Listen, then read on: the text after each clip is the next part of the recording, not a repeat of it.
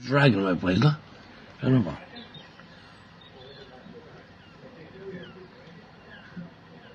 Oh, that's the son. Was that the daughter?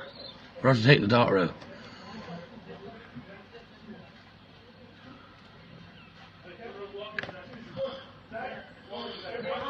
Who's wondering what this footage is in relation to, if you look up the Irish Mirror and you look up a story about the House of Horrors in Leinster, it's actually about a house in Navan, County Meath.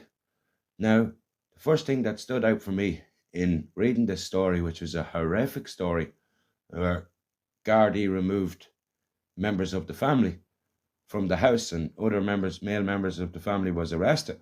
But the thing that stands out for me, and it stands out really serious on this one, is that why was there no mention of Liz Clarke, who went missing from this house maybe over 10 years ago, and she still hasn't been found, and the grounds of this house, or the garden of this house, keeps getting dug up, and Tusla are in there all the time and the guards are raiding it all the time. So why were the children still there? Is that why we're not mentioning Liz Clarke? We need to know what happened with Liz Clarke.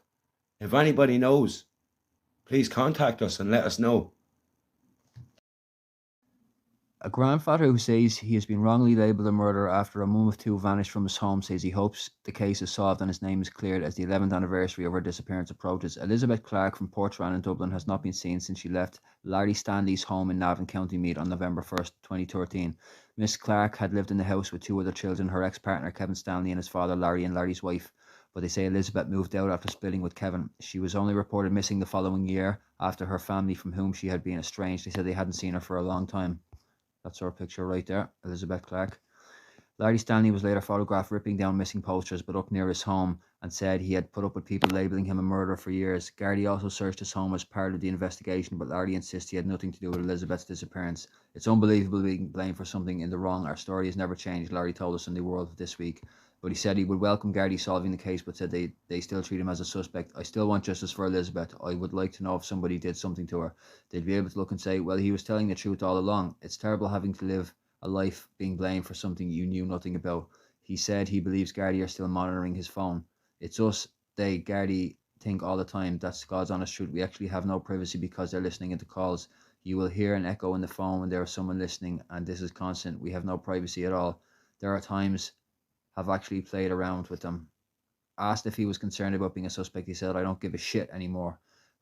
Vulgar language. I have pain every day. It doesn't bother me anymore. Asked what he thinks happened to Elizabeth. He said, it's fucking obvious. However, he then put forward different theories, including that someone killed her or that she could still be alive. I don't know anymore. I hope she's somewhere having a life for herself, he said. Larry previously made bizarre claims that Elizabeth had access to large amounts of cash which she may have made from drug dealing and started a new life abroad. Gardaí do not believe Elizabeth was involved in drug dealing. Anyone can assist in locating Elizabeth is asked to contact the Gardaí.